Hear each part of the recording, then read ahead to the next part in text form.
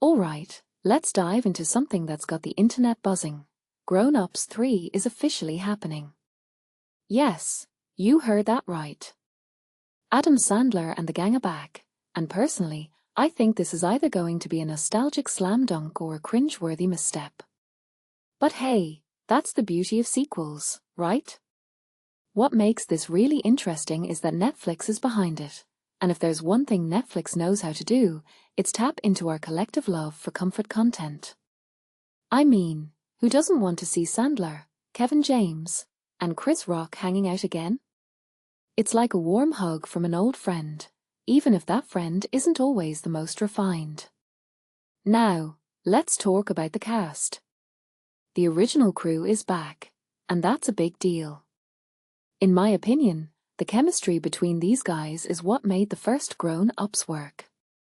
Sure, the jokes were hit or miss, but there was something genuinely charming about seeing these childhood friends reunite.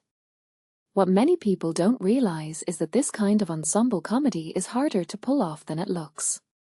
You need the right balance of personalities, and these guys have it. Plus, they're bringing in newcomers like Julie Bowen and Dion Cole, which could either freshen things up or throw off the dynamic. We'll have to wait and see. One thing that immediately stands out is the timing of this announcement. Netflix just dropped the news on Instagram, complete with a swanky dinner table photo of the cast. Sandler even chimed in with a "We missed you," which, honestly, feels like a direct line to our nostalgia glands. If you take a step back and think about it, this is a smart move. Streaming platforms thrive on franchises, and Grown Ups is a proven brand. It's not high art, but it's reliable, and in today's oversaturated market, reliability counts for a lot. But here's where it gets tricky. The first Grown Ups was a massive hit, raking in over $270 million worldwide. The sequel? Not so much. It felt like they were phoning it in, and the audience could tell. So, the big question is, can Grown Ups 3 recapture the magic of the original, or is it just another cash grab? Personally, I'm cautiously optimistic. Kyle Newacheck is directing, and he's got a solid track record with comedies like Happy Gilmore 2. Plus, Sandler and Tim Herlihy are writing the script, so at least it's in good hands. What this really suggests is that we're in the golden age of nostalgia-driven content.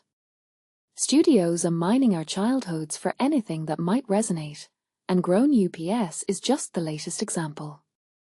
But here's the thing, nostalgia can only take you so far. At some point, you need fresh ideas, and that's where this franchise has struggled in the past. A detail I find fascinating is that they're filming in New Jersey, which feels fitting.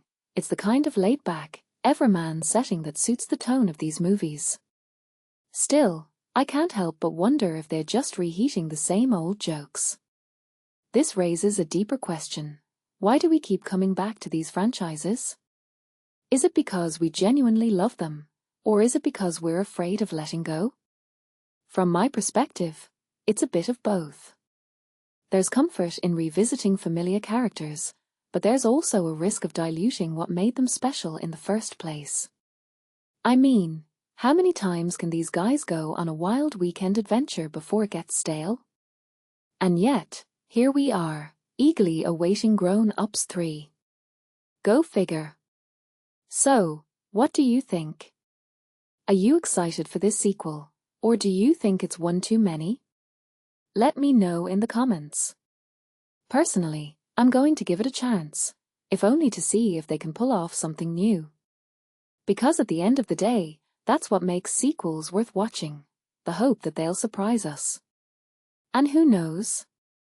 Maybe Grown Ups 3 will be the one that finally gets it right.